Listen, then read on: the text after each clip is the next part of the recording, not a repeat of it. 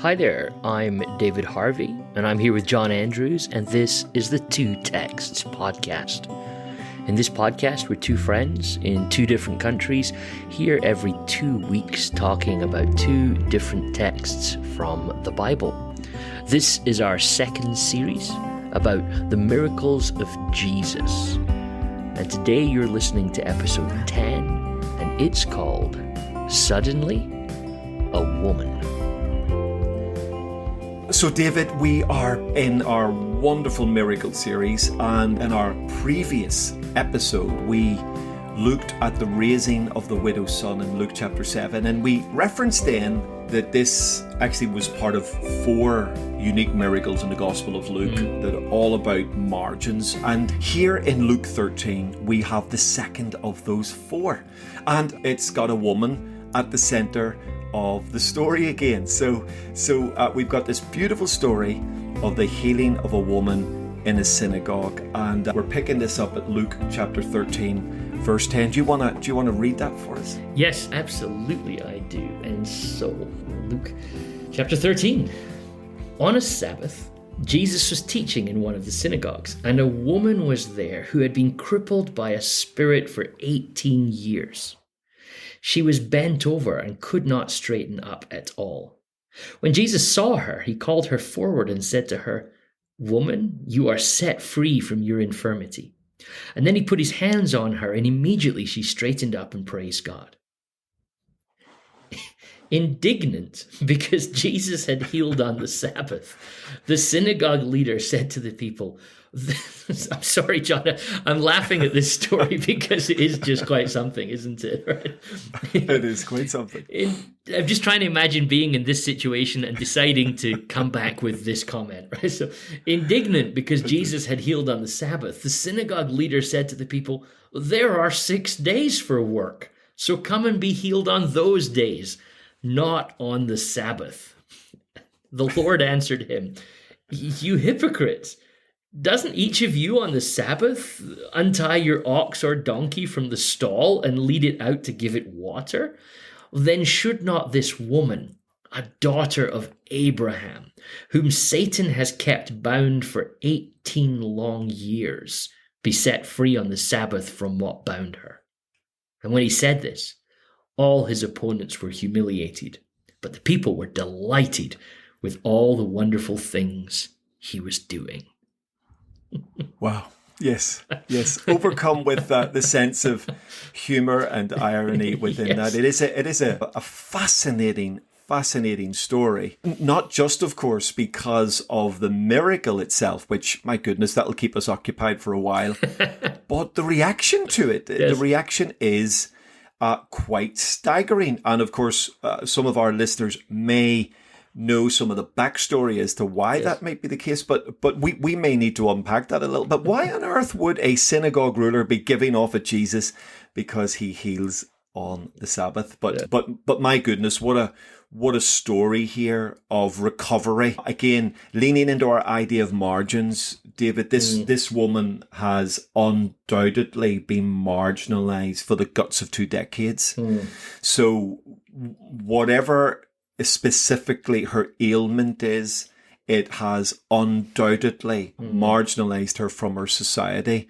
And yet, strikingly, she finds herself in a place where Jesus is. And I find that little part of that really fascinating within this.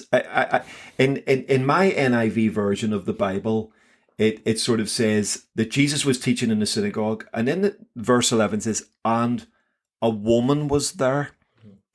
So this is where I'm going to start with a bit of a challenge on this, because I love the NIV. So please, my goodness, the scholarship that's gone into that is amazing, and I am a pygmy in comparison to these amazing scholars. So what I'm about to say, I say with care, but I think that's an unhelpful translation for a number of reasons. I think if you look at the sort of more literalness of the translation, it could read, "And behold, a woman." Okay, and I think that's absolutely in line with the context, because the context is she's been 18 years sick.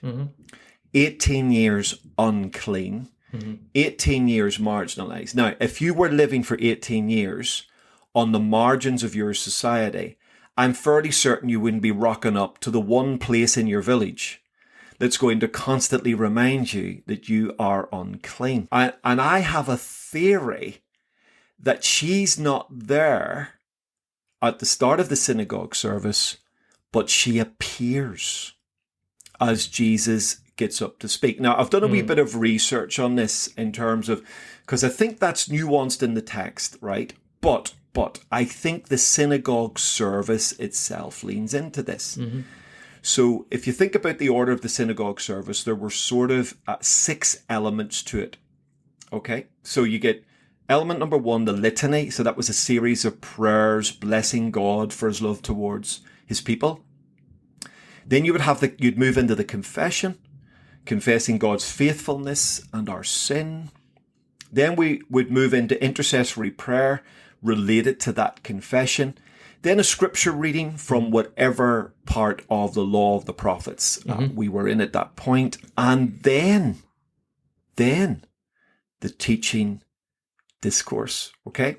That's element number 5. Element number 6 is the benediction. Okay. So element number 5. Now imagine this, David. So Jesus gets up to teach and then she appears. Okay.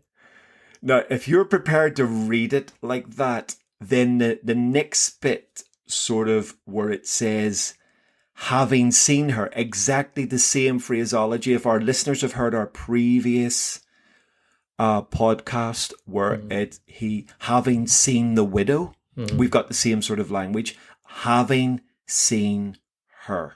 Now, there's 2 ways to interpret that. He's either seen her because she's in the synagogue from the beginning, or as he gets up to speak, she appears at the door.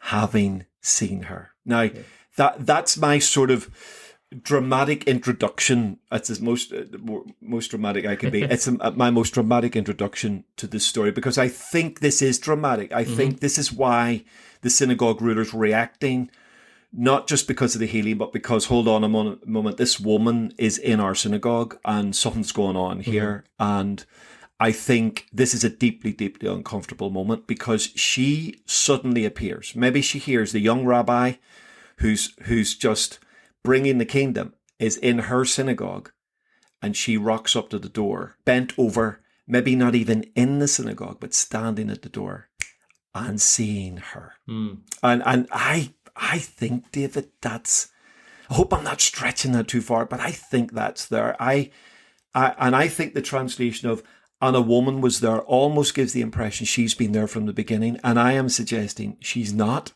I think she comes in as Jesus teaches, because she's turning up for Jesus, having been a marginalized, unclean woman for almost 2 decades. Does that sit with you, or am I out there on a limb? What do you reckon? I think you're right. I mean, you've not said anything negative about translators, right? And I mean, and you can read about this extensively online if anyone was ever interested. There are various theories around translation, not just in terms of how do you translate words, but what approach are you taking to translate the word? The 2 approaches are word for word way of translation, and then there's what they call dynamic equivalence. And often people like you and me, we get questions after church services all the time. What's the best translation? And of course, the question of what's the best translation is hugely complex, isn't it? Because, well, what do you mean by best? And some people assume that word for word translation is best, but quite a few times word for word translation would be unintelligible, right? Because word order works differently. And the other problem is sometimes words carry multiple meanings, don't they? So it's like, how do you make the choice to decide what word to translate? And let me just throw this as an example. John 3:16, for God so loved the world. And we always tend to think of that as, that so loved is a way of saying, this is how much God loved the world so much, right? So means so much. But in the Greek, it could also mean this is the way that God loved the world, right? So it might not mean volume, it might mean manner or method. Now, my suspicion is that John in John 3:16 means both of those things. God loved the world so much that he loved the world this way. But as a translator, you kind of just have to make a decision as to which one am I going to sort of lean towards. So you know this, John, but I think it's worth always bearing that in mind. That's why it's really important, if you want to study text properly, that actually having several translations is really helpful to see how do the other translators deal with the nuances on this text. So all of that then to say that a lot of the English translations break up this passage in kind of unusual ways, right? So in the NIV, it's a run-on sentence from verse 10 through verse 11. On a Sabbath, Jesus was teaching in one of the synagogues, and a woman was there who'd been crippled by a spirit for 18 years. But your Greek sentence structure goes, Jesus was one of those. Jesus was teaching in one of the synagogues on the Sabbath. Then the new sentence begins, behold, a woman who had a spirit of uncleanness for 18 years and was bent over, it says. And that's all one sentence. So the Greek sentence goes, behold, a woman who had a spirit of illness for 18 years, was bent over and couldn't straighten up at all. It kind of groups it all in together. But there's definitely the drama of the passage, John, is there. It's the Greek kai idu. It's a punchy start to a sentence. And I think if you were, how would I say it? If John, I don't know where John came from. If Luke was writing stage notes, there would be, this would be the entrance of the woman. Behold, a woman, she's there. And you see it in a few of the texts. You see the language of, this often happens when demons appear. It's like, behold, a demon, and behold, somebody was there. It definitely implies something has shifted in the narrative. Someone has appeared just now, and it's different, right? So I am completely endorsing, and sorry for the long rant about translation, it's good. but I think it's important for us to know that when we, in a show like this, will sometimes critique translation, we're not saying this translation's terrible. And even the translators themselves will tell you translation's just one part. There's a lot of exploration has to go on. So it's good study and research to look at other translations, to read some commentaries and to see, okay, it's not that this translation was trying to obscure things. It's just they made decisions to try and make it read well for us. And we grew up, we've all got that friend who says, well, it was a really good movie, but you need to watch it in the original language with subtitles because it's better. And we're like, what? Okay. And maybe we're those friends for you just now that are going, okay, there's just more here. Go and spend a little bit of time looking after it. But can I jump onto that, John? Is this language of uncertainty in the vulnerability here. Behold, a woman who'd been crippled by a spirit of weakness, or disabling spirit. Asthenio is some sort of incapacity for 18 years. I read that as the Lucan way of saying we don't actually really know what's wrong with this lady, right? So there's something affecting her that our current medical knowledge can't make sense of. It's interesting, actually, for me, Luke chapter 13, 10 through 17 that we're looking at today is one of the passages that helps you realize that Luke really was a doctor. Some of his language is for its time, quite precise medical observations that he's making. But this language of a spirit of, and again, I'm not trying to suggest that it's very clear in the story that there's something evil is impacting this lady. But from the observer's point of view, this lady is bent over and can't straighten up, and we don't know why. Actually, something beyond us is affecting her. So there's real intense vulnerability here that I think is just worth noting for the story. Absolutely, and I think that if you imagine the image of that vulnerability leans into the dramaticness of this moment. So this woman's not hiding. If she's bent over double and can't straighten up.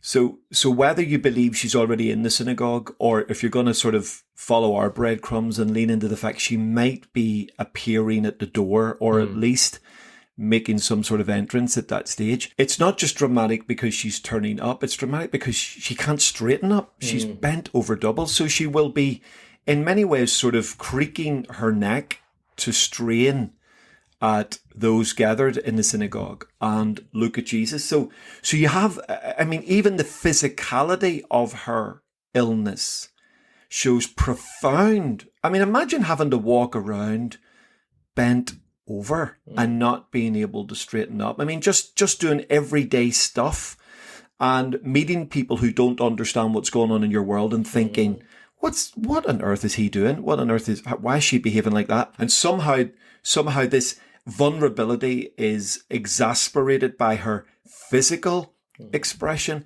as well as must be the profound sense of hopelessness in her that this has been going on for 18 years. For some of our listeners, literally that's a lifetime. Some of our listeners will be 18, 19, 20 years of age. That's a whole life spent bent double, and undoubtedly has probably sought every cure under the sun that she can afford to get this thing fixed, and it's not fixing. So the overwhelming sense of the woman's vulnerability is absolutely there. And you can also get a sense of why this woman would find herself excluded. This is it's not just difficult in terms of uncleanness. It's difficult in terms of just like social dynamic. This is awkward. Yes. And you're dealing with someone who seems to have a profound disability in a world that probably wouldn't be known for its understanding in a sympathetic way of that disability. Maybe nuanced in there as well. She's like this because God's cursed her. Yes. Or she's like this because she's sinned. I mean, that was part of the theological framework of the day of Jesus, and Jesus on numerous occasions literally refutes that.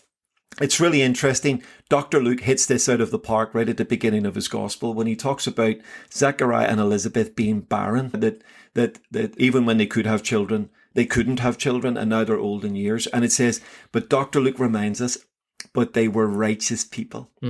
And it's really interesting. He hits that right at the beginning because he's saying to his audience, okay, Elizabeth is not barren because she's a sinner. Elizabeth was a righteous person. Zechariah was a good man. Because John 9, we've touched on this, who sinned that this man was born blind? So there was a theology attached to suffering that wasn't always helpful to the sufferer. So you've got layers of suffering in this woman, 18 years of suffering, the physicality of that suffering, the vulnerability of that suffering, the exclusion of that suffering, and layered on top of that, the very synagogue she's standing in would probably have a theological position that says, oh, and by the way, you probably deserve it because you've been a bad person somewhere in your life. And if all of that's the case, I'm not surprised you didn't rock up to the synagogue too often. It's definitely there in the text, isn't it? The fact that the definition of what's wrong with her is it's a spirit. At least somebody's commentary on this is not, she didn't fall down the stairs and ended up with this. So yeah, living with that shame and that theology persists, John. You still can encounter that theology in the contemporary world, wherein despite the consistent message of the Bible refuting that way of thinking, there's still a dominant amount of thinking I encounter in Christendom of, well, maybe you deserve it. And so there's always that shame. There's always that shame. We find it. People encounter tragedy, and so quickly our theology leads us to ask the questions, but what did I do to end up in this sort of situation? And so, Indeed. So Jesus is definitely going to want to contrast some of that with us. And so then he sets something up, John, that I want to just pause, because the miracle itself is relatively straightforward, isn't it? Here's the woman. She had a spirit for 18 years. She was bent over and couldn't straighten up. Jesus saw her and called her forward. So as you said, the grammar's there is the seeing and the calling. He brings her forward. Women, you're set free from your infirmity. I mean, that it's a two-line miracle story, isn't it? Yep. And then he put his hands on her. Interesting, there's touch here. We talked about in the last episode how Jesus talks to the dead man and doesn't touch her, doesn't touch him. But here in this story, Jesus says you're set free, and then he touches her. But what I just want to highlight, because I think we need to bank this little comment here. Woman, you are set free. And it's just worth putting in the bank right there that, again, not a bad translation, but the literal word that's used is this Greek word, which is the Greek root is the word luo, which means to loose, right? So it is an absolutely valid translation to say, woman, you're set free. But if you're a Bible highlighter, you're just going to want to highlight that word and say, but the literal word there is luo, which means to loose. Anyone that's ever learned Greek will all of a sudden jump on board with this, because luo is the very first Greek word that you're ever taught in most Greek textbooks, because it's a verb that works consistently. It has no irregularities to it. So even if you did lesson 1 of Greek verbs, you'll go, oh, I know that word. I know that word. So I just want to bank that, John, that the woman is loosed. Jesus says you are loosed from your infirmity, because that's going to be helpful to us as we jump into the rest of the story. Absolutely. Right? Yeah, so good. And of course, in getting to that moment, we have some dramatic progressions here. So although the miracle is relatively, if we can say this carefully, relatively straightforward. Did I say that out loud? Yeah, relatively straightforward. There are a number of sort of dramatic developments from verses 12 to 13 that are really worthy of our note, in that he calls her forward. My goodness. Now, two things to think about there, David. Number one, she's the one with the disability. Right? Yes. So why doesn't Jesus go to her? I mean, he's gone to the bier before. In Luke 7, he went to the bier and touched the bier that the boy was standing on, or lying on, and healed him. So but Jesus makes her come to him. And I think there's two things going on. I think it's not just that Jesus isn't going to her. I think that Jesus is deliberately calling her towards the place of the Torah, the place that is getting dangerously close to her being within touching distance of that scroll and of that gallery that perhaps the religious experts and the leader of the synagogue is sitting in. Yes. So Jesus calls her forward, and isn't that a beautiful picture in Luke? Remember our margin stuff? He is calling her from the margin. If she has appeared at the door, he's literally calling her from the door, and he's saying, come here to me. Yes. Come to the center of this synagogue. Don't sit on the fringe, because what I'm about to do is going to deliver you from the fringes for the rest of your life. It's just it's an easy miss. Again, rushing to the punchline of the miracle. It's really easy to miss that little calls her forward, which is just beautiful. It's just like, if you're going to read anything in Luke's Gospel, read Luke's Gospel. Read Luke's Gospel again and again and again. That's my advice to anybody. Keep reading Luke's Gospel.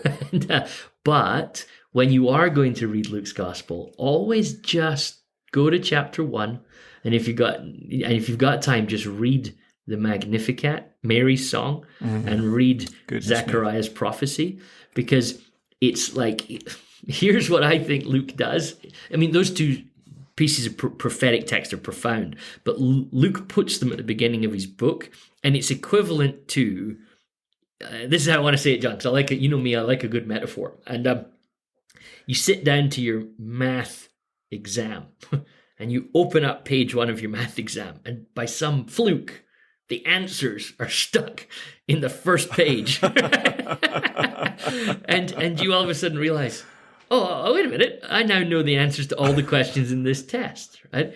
I would be tempted to say that in Mary's song and Zechariah's prophecy, all of the answers to understanding what Luke thinks is happening in his gospel are there. And in Mary's song, there's this great power reversal. In Zechariah's song, the mercy is shown to the downtrodden. Mary says the rich and the powerful are brought down from their thrones, and the poor are lifted up. So this miracle story is a power struggle. It's a power struggle between the synagogue powers and their ability to enact the law in particular ways, and between Jesus' kingdom, which wants to enact the law very differently, right? So I think it's always worth, like I say, this little detour on how to read Luke's gospel. But these two poems, these two prophecies, these two prayers are just constantly being alluded to throughout, aren't they? It's so good. And isn't it beautiful, David, that the two opening prophecies represent in some ways the dynamic tension Jesus is trying to reach throughout the Gospel of Luke? Yes. So Zechariah represents the sort of religious, priestly, in-house crowd order. Yeah. And of course, you get Jesus tussling with the Pharisees, sitting, having dinner with them, desperately trying to win them while they are trying to win him, I suppose. And then you've got Mary's words, which are this power juxtaposition coming out of the mouth of a teenage girl. I mean, seriously, it doesn't get any better than that. And if you read Mary's Magnificat and didn't know who said that, you'd think that was coming a profound scholar, a well-educated, top-quality Old Testament expert, and it's coming out of the mouth of the equivalent in our culture of a teenage girl. God, goodness, John, like so much I agree with you. I'm so excited by a conversation like this because here's what we're getting off track, John, but I'm super excited that you've mentioned this. But it's a good off track. Keep going. I go so often to Christmas shows, right? My wife was a teacher in a Christian school for a lot of years, in a Roman Catholic school. My daughter is involved in stuff. We go to nativity plays in churches. Like I've seen, and you're the same. Like I think if you've pastored in a church, you've seen a lot of nativity plays in your time. And I get so frustrated by the portrayal of Mary in all of them. I've been to Roman Catholic nativity shows, right? I've been to Pentecostal ones. Mary is always cast as this shy, retiring, not quite sure what's going on, timid little girl. And then you read Luke, and then I think Luke is the great gospel liberator of women, right? Like if there is a gospel writer, I think they all do it, but Luke rails against patriarchy, right? In that sense. But you read Mary and Luke, like goodness, like she is. Hey, let me say this, and we might lose some listeners with this metaphor, but let me just say it like this. If Mary is a little teenage girl, she's a Greta Thunberg type teenage girl, you know. Yeah. This Greta Thunberg, this, and I know that she's a politically polarizing figure, but this teenage girl who's happy to go to the UN and talk to them about what she thinks is right. That's the type of teenage girl that Mary is. Like she's going to put it out there and say this child is God bringing down the powerful and raising up the poor. I mean, it's. Well, you can tell I'm excited about it, John. But this is my appeal. If you're a pastor listening to this, no more nativity plays with Mary as this little girl that doesn't know what's going on. Absolutely, and maybe do a sermon series at Christmas on the Magnificat. Yes. That'll keep us all occupied for a little while. It is just gorgeous. So he calls her forward. This dramatic moment.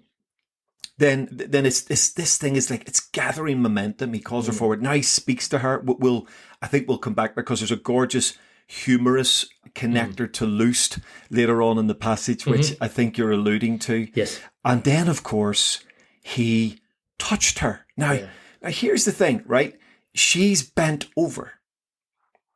To touch her, he's got to bend down. Right? So we've seen already in chapter 7 of Luke and in other miracle stories that we've encountered that Jesus doesn't need to touch anybody to heal them. He doesn't touch the boy that he raises from the dead. He touches the bier. He doesn't touch the servant of the centurion in Luke 7. He speaks the word. So we know he doesn't need to touch her. He's touching her deliberately. And to touch her, he has to bend over. Even if Jesus is of average height, okay, he's having to bend over. And note it, he put his hands on her. So this isn't just like a little sort of casual, glancy, touchy thing. This is Jesus putting both his hands on her and bending over to do that. And this, I think this is, as far as Luke is concerned, programmatically, this is the glory of heaven touching the brokenness of humanity in a synagogue within touching distance of the Torah. It just doesn't get much better than this in terms of that. And also it's shocking moment. It is I think it's this moment of touching that really irritates the people there, not just the healing, but the behavior of Jesus. I think it's the behavior of Jesus as much as the healing is irritating the powers that be within that synagogue setting. But this is dramatic. He doesn't need to touch her. In fact, it would be wiser not to touch her. But he bends over and touches her anyway, because he's making, again, as we've been trying to re-emphasize over and over again in our miracle series, this is not just about the miracle. There is a message in the miracle. There's a message, not just of liberation from sickness. There's something else often being nuanced in this. And I think that touching moment is profoundly dramatic in the healing of this woman. And of course, Luke then says, immediately, contrasting it to the 18 years of suffering, immediately. I love that. She straightened up. Oh, you know, it's just, so you get this sort of building. He saw her. He calls her forward. He speaks to her. Then he touches her. And boom, now he heals her. And then it all kicks off, of course, in the context of the synagogue, in terms of that unbelievably strange, weird reaction, at least to us in the 21st century. It seems like a very strange reaction. It does, doesn't it? But and of course, that's what Luke set up right at the very start of his gospel, is that Jesus has come to disrupt, that Jesus is a disruptor.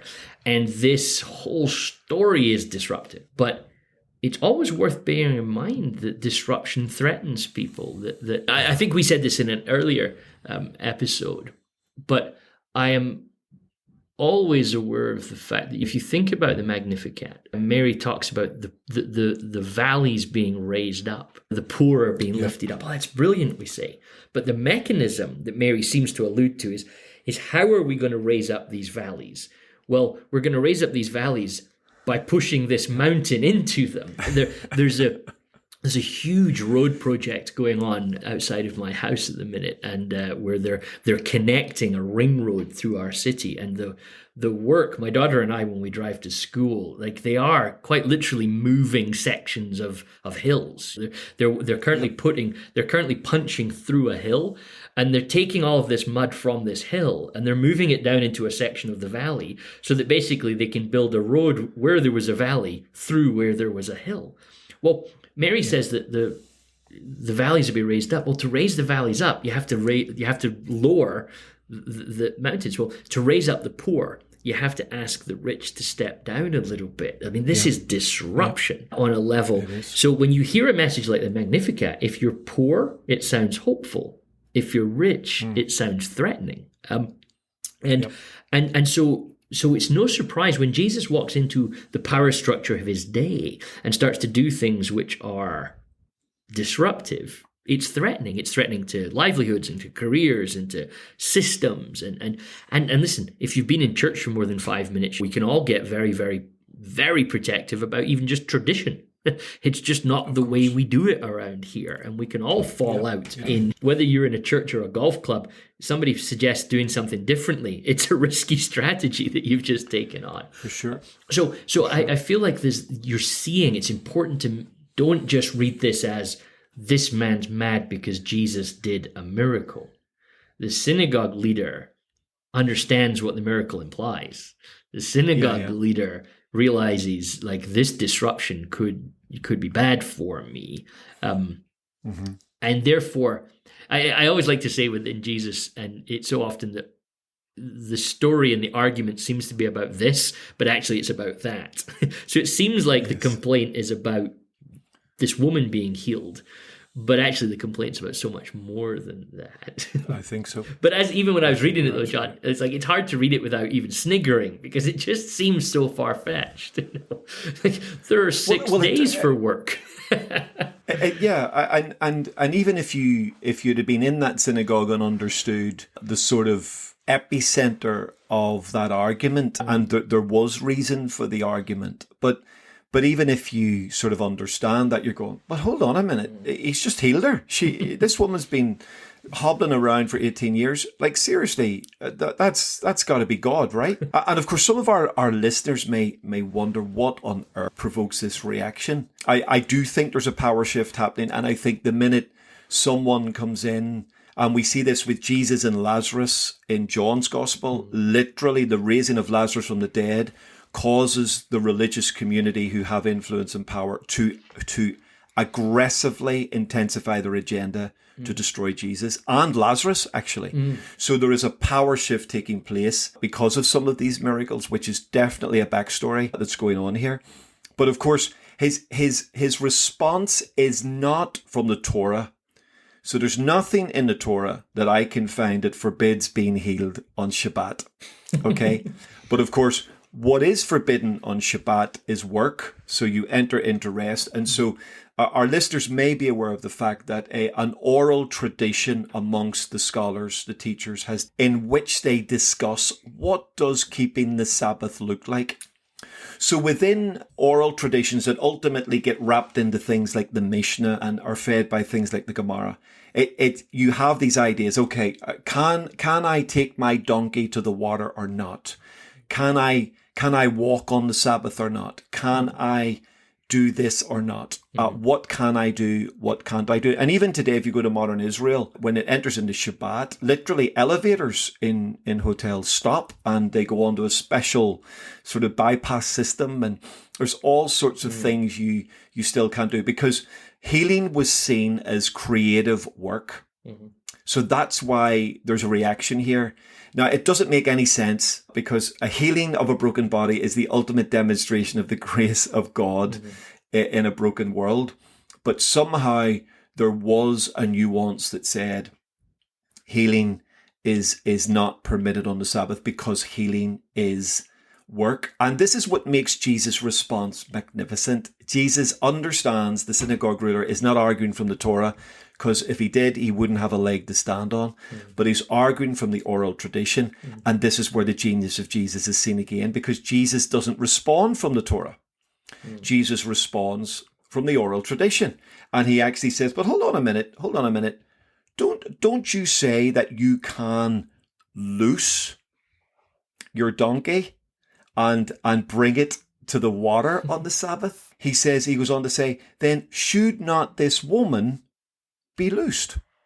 So that lovely introduction that you gave us a little while ago about that he doesn't just heal the woman, he looses the woman. I think Dr. Luke is setting us up for a gorgeous little play on that idea later on, which is a dramatic epicenter to the argument. Well, hold on. The oral tradition says that we can loose our donkey and take it to the water. And here's what Jesus is saying. Hey, look, if it's good enough to loose a donkey, it's okay to loose the woman, right? Now, it's such a brilliant argument, and he's not even quoting Moses. He's not even quoting Torah. He's not violating Shabbat. It's a genius answer without bringing the wrath of the law on his head. He literally sort of pokes fun at the oral interpretation. The oral interpretation said, well, donkeys you can loose, women you can't. And Jesus said, come on, boys. Without saying it, he said, is that preposterous, or am I the only one in the room that thinks that's the case? Yes. So it's a brilliant response, and it shows again the genius of Jesus. He didn't just know Moses. He knew the arguments about Moses, and he was able to lean into some of those and help establish the kingdom's authority in those interpretations. Of course, this idea of Mishnah is a fence, isn't it? That we don't want to break the law. So what we'll do is we'll put a fence around the law. So we'll put laws on top of laws. And therefore, if we can keep those laws, we're definitely in no danger of breaking Torah. But it's interesting that Jesus, even the contrast he makes about time is interesting. Doesn't each of you on Sabbath loose, and like you say, it's that word there, we translated untie, but again, the word is actually loose. Doesn't each of you on the Sabbath loose your ox or donkey from the stall and lead it out to give it water? Well, think of the contrast. Why does your ox or donkey need water? Well, because it's not had anything to drink since yesterday. And so Jesus is contrast. So you will loose a donkey that's less than 24 hours thirsty but you don't want to loose an Oh, so good. 18-year-long illness. So good. I'd never seen that before. That's so good. You're telling me that a thirsty donkey is more important than a broken woman? It's like Come on. the time contrast is really interesting, isn't it? It's fantastic. I'd never seen that before. That's just fab. Love that. I love that. And again, it's almost slightly humorous as well, isn't it? It's like you do feel it when Jesus is answering this. I know I've been watching the recent release series, The Chosen, and what they have Jesus doing every now and again is at really key moments. Jesus winks, and he winks at people, and it's a bit gloriously disturbing. But I do like the idea of Jesus winking, and you could almost see Jesus as he's about to answer the synagogue ruler, winking at the woman. Just stand there, watch this. Yeah. As he then dismantles the argument with such profundity. And of course, this is a serious point that you made earlier on, David, and this is genuinely now landing this in seriousness, is that of course it actually does say that his opponents were humiliated. Now that's a serious issue there. So the people rejoiced, but his opponents were humiliated.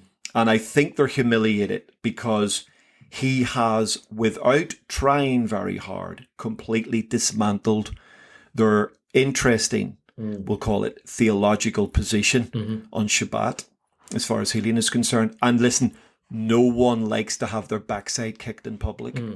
So I do think you're getting a disturbance of the power structure here. I think this miracle will rumble. I think the way Jesus behaves here will rumble out. And I think you're starting to get a momentum building towards this climactic moment of clash in Jerusalem. And Jesus is starting to rattle cages, not simply by what he's doing, but by challenging some of the profound traditions that some of these ideas are built on, which are not necessarily biblical ideas, but traditions of elders and scholars.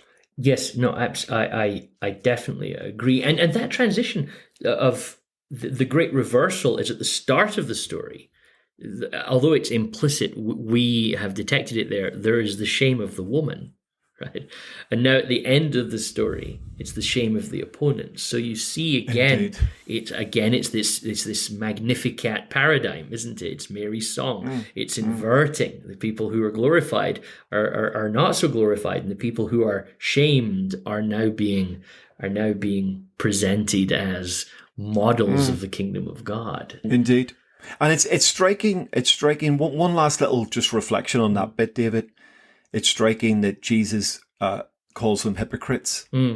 Now, we tend to think that word gets banded around a lot in the Gospels, but actually in the Gospels, as far as I can see, hypocrite is only used 18 times, according to my research. And it's only used by Jesus. And of the 18 times Jesus uses it, 15 are really directed to the religious community. So it's not a word he uses liberally. It's a word he really uses in focused language, and it does tend to be the majority of the use towards people who should know better. So what he's really, when he calls this man a hypocrite, he's actually saying, come on now, you should know better than this. You are taking me on in public and forcing me to take you on. And actually you're being a hypocrite because you've taken your donkey out to water on Shabbat.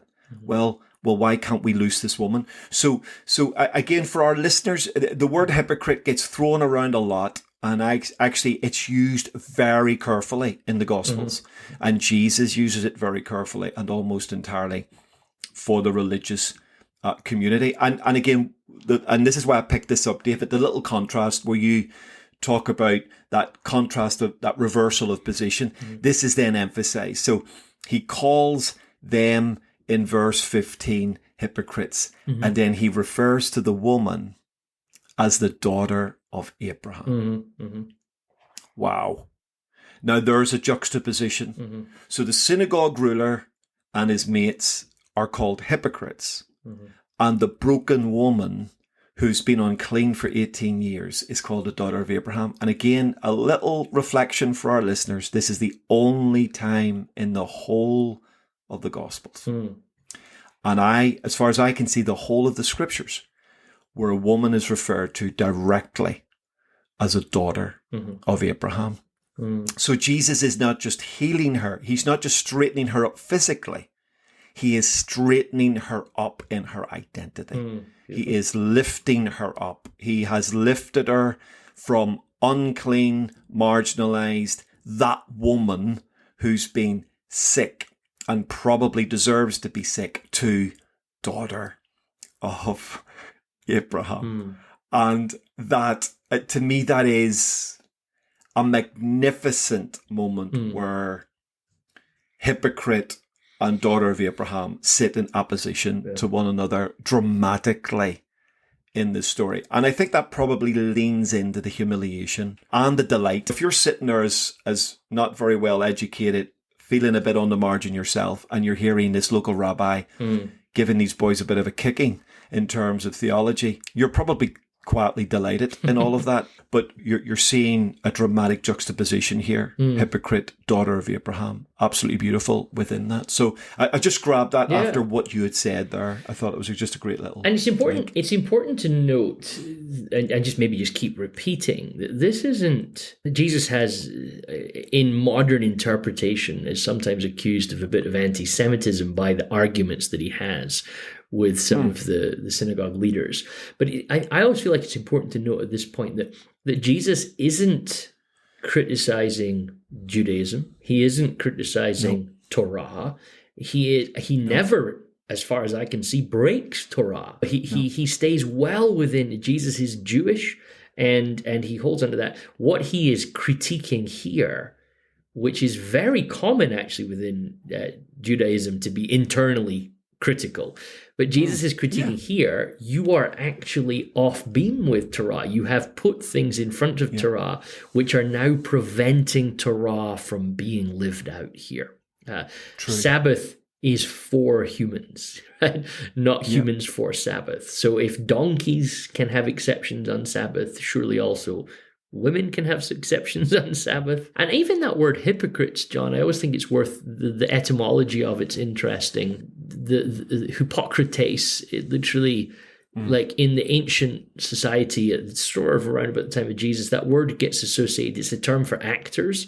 So in these big theaters, the actors would wear these masks to help you identify their role in the play. They'd put on these large masks so that you could see them better from where your vantage point into these amphitheaters that we see in the Roman pictures. So to put on something, I mean, the whole, it seems to me that the hypocrites language is about judgment and the ability to not be able to judge who the person is properly because they're here as an actor. And so you hypocrites, as Jesus, you're acting here. You actually are playing as Torah observant people, but you're using Torah to bring pain and to bring exclusion. And Torah has never been about bringing pain and exclusion. In fact, the opposite. So I think that critique is, hypocrite sounds sometimes in our modern vernacular a little different than what Jesus is saying. Stop being actors around Torah. Stop pretending to be something other than what you are. And I think that's also what can be quite shaming, when you get revealed as an actor rather than that can be embarrassing, right? Oh, absolutely. I think that's all part of that humiliation and actually the fact that there's no comeback to the argument of Jesus, that he's absolutely floored them. Yes. I mean, how do you answer that? There is no answer to that. He's, can I say this carefully? He's beat them at their own game. He's quoted the oral tradition in such a way that it makes any defense of that oral tradition on this issue preposterous. Yes. And you're absolutely right. Jesus never breaks Torah, but he does challenge the traditions and interpretations of Torah. You have heard it said, but I say unto you. And I think it's important for us to recognize. A lot of my doctoral research was into this whole subject of honor and shame dynamics. And in the ancient world, to be involved in a verbal spat with someone and to be left unable to answer is in and of itself shameful, right? So if you're finally left going, I can't say anything back to that, the observers would realize, oh, you lost, and therefore, Checkmate. you are the one who has been humiliated in the engagement. It's a great thought. Just one final reflection, David. We've lent into this before when we did the parables, but of course, in my lovely Bible, at the end of verse 17, when he said this, his opponents were humiliated, people delighted, etc., you get this heading introduced, which in my Bible says the parables of the mustard seed and the yeast. But verse 18 says, then Jesus asked. Absolutely. It's the same story. And it's the same story. Then Jesus asked. And of course, what does he ask? He asks, what is the kingdom of God like? Now, I think, so if our readers, our listeners can imagine, he has probably turned toward the synagogue ruler who may be positioned behind him when he's reading Torah and is probably answered. And I would imagine now he's turning to face the wider audience in that synagogue, and he asks them the question, so what is the kingdom of God like? What shall I compare it to? It's like a mustard seed, which a man took and planted in his garden. It grew and became a tree, and the birds perched in its branches. Again he asked, what shall I compare the kingdom of God to? Oh, it's like yeast that a woman took and mixed into 60 pounds of flour until it worked all the way through the dough. And that's it. He doesn't explain it. And I think he's linking his message of the kingdom to this miracle. He's saying this looks like the small seed planted. This looks inconsequential, but this is a seed of the kingdom on the fringe of the empire that will grow and outlast Rome's might and strength. And then, of course, as if to absolutely ram the point home, his final little parable is of a woman herself.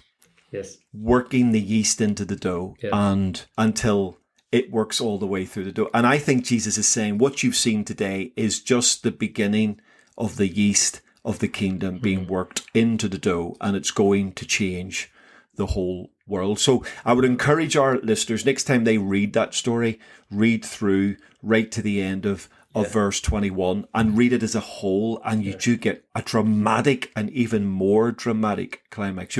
Because when it finishes at verse 17, you're almost going, whew, thank God that's over. But it's not over. And Jesus just goes, okay, while I've got your attention, what's the kingdom of God like? And what shall I compare it to? And he rams the point home. Now, I want to say, if you are interested in that parable about the woman and the 60 pounds of flour, go and listen to episode 3 of our parable series. It's called Flash Parables Part 1. 1 million years ago we did that. Yeah, all the way back from May. So Flash Parables Part 1 is us actually unpacking that parable. So rather than us unpacking the parable again for you just now, go back and listen to that episode of us getting really excited about that. But here's my final thought, John, and I've literally this has just struck me just now as you were talking just there.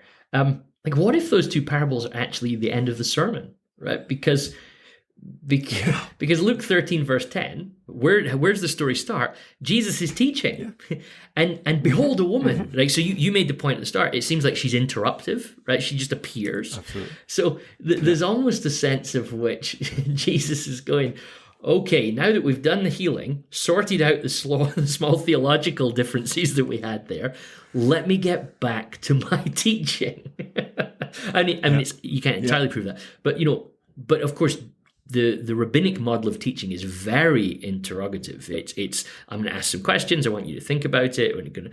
So it's interesting how the interruption becomes the teaching piece. The interruption, as you said, then Jesus asked. Right? Okay. So that's for sure. I'm kind of building on a little bit of silence there, but you definitely get the sense at the start that the teaching is interrupted. And now you get Jesus, whether it's the end of his sermon, he definitely makes it the end of his sermon. And it's like, well, probably don't need to say anything else now.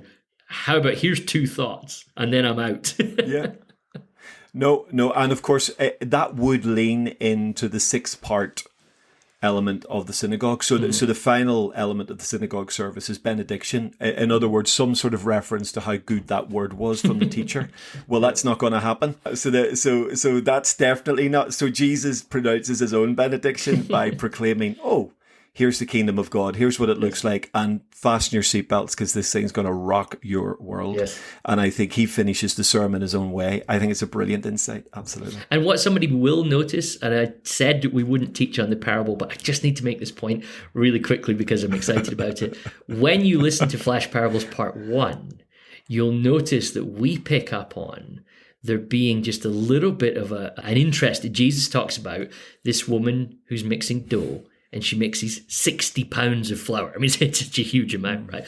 And we pointed out in that parable that that's an interesting number because actually back in Genesis, you actually get Abraham and Sarah have these visitors who have come to tell them that they're going to have a son.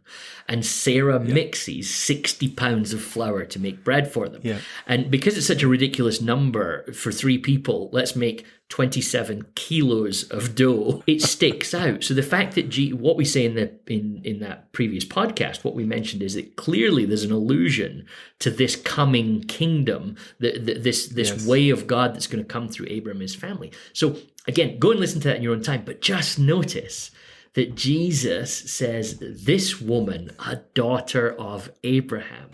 And then he rolls into a parable about a woman, which is an allusion to the story when Abraham is promised a child is coming. It's just there, isn't it? You can feel it in the air that Jesus is being very clever.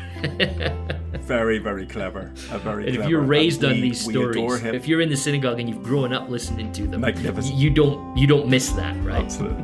You don't miss that. You excuse the pun, but you do catch the breadcrumbs, don't you?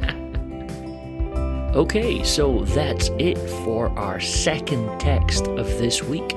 Thanks so much for listening. We hope that you enjoyed it.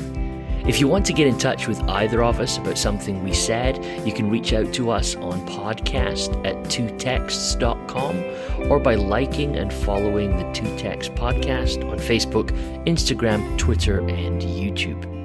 If you did enjoy this episode, we'd love it if you left us a review or a comment where you're listening from. And if you really enjoyed the episode, why not share it with a friend?